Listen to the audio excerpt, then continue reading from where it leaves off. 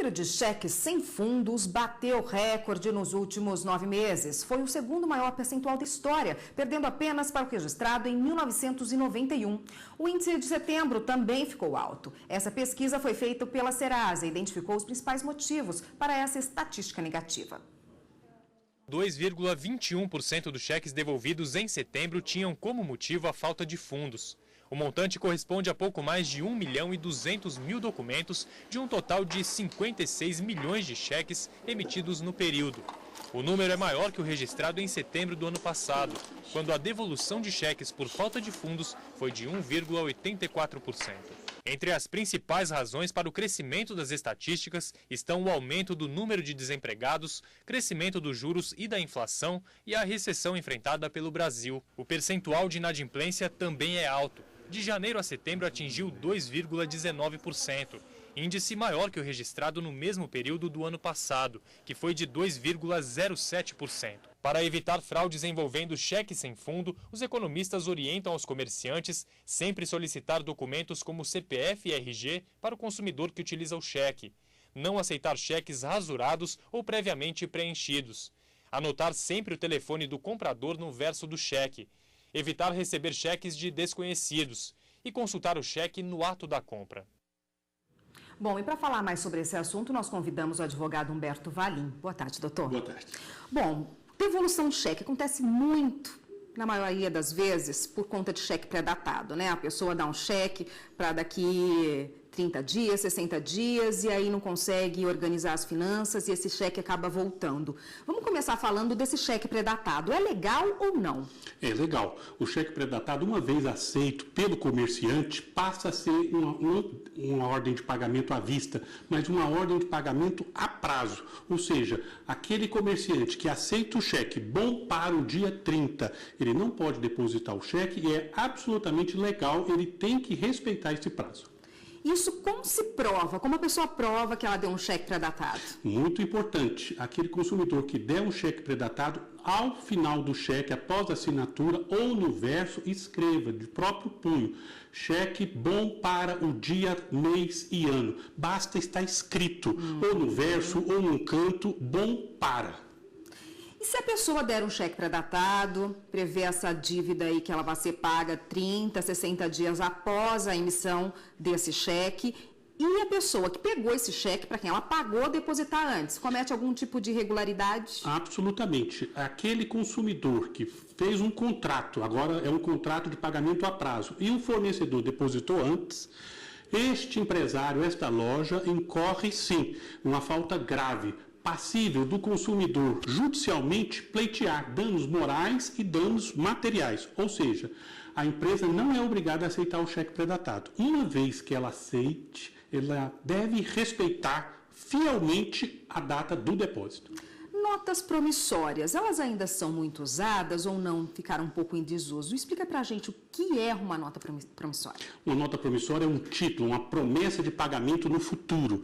Ela não é tão usual, mas continua em vigor. Ela equivale para todos os fins de garantia do fornecedor a um cheque. É um título executivo, ou seja, é um documento onde o consumidor coloca um valor e uma data que ele promete pagar.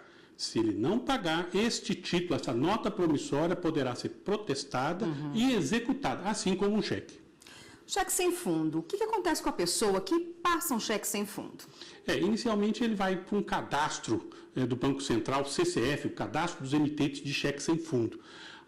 Vai também para as empresas de controle de crédito, Serasa, SPC. Este emissor de cheque sem fundo, ele não pode mais transacionar com qualquer outro banco, ele fica impossibilitado de abrir uma conta corrente e, por estar com o nome nos cadastros de restrição de crédito, ele não consegue operar no comércio, ou seja, é uma verdadeira morte econômica do consumidor. Mas ele pode regularizar essa situação, tipo, passou um cheque, não teve como quitar, o cheque foi devolvido, mas ele pode pagar essa dívida.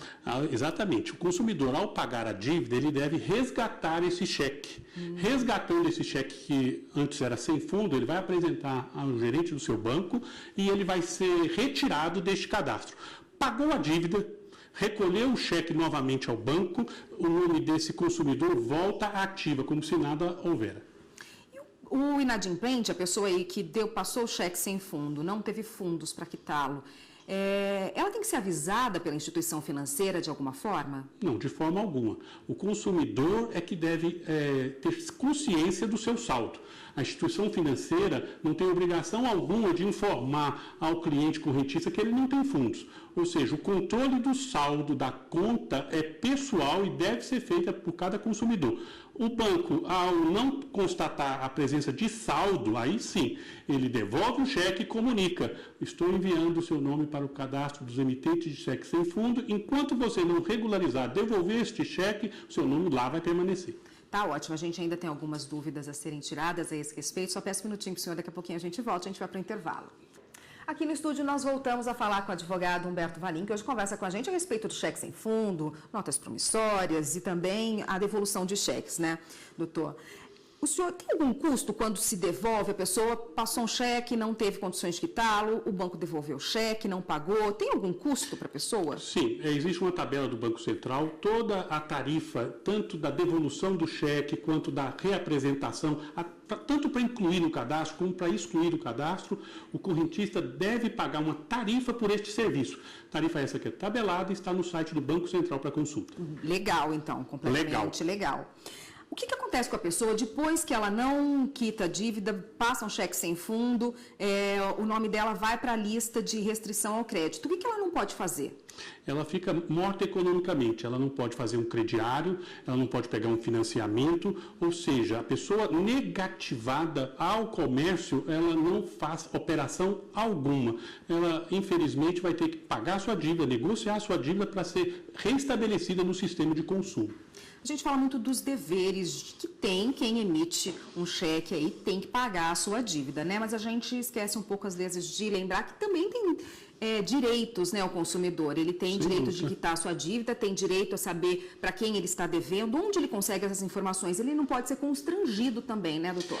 A razão não está com quem deve, mas o devedor tem direito, sim. O devedor tem direito de ser cobrado de maneira íntegra, de maneira transparente, de maneira direta. De forma alguma, uma cobrança deve ser abusiva, a ponto de criar um verdadeiro bullying ao devedor, ou seja, ligações excessivas, ligações para parentes, ligações para chefe, ou seja, isto tudo é proibido e passível, sim, do consumidor ajuizar uma ação contra o credor pedindo uma indenização por danos morais, porque a cobrança deve ser regulada, clara e simples.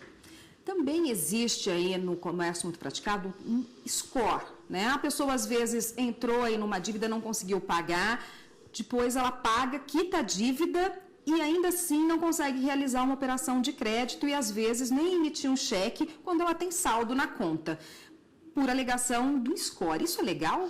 Veja bem, nós temos agora um cadastro positivo. O que é esse cadastro positivo? É um cadastro que registra a sua pontualidade, a sua frequência, o seu consumo.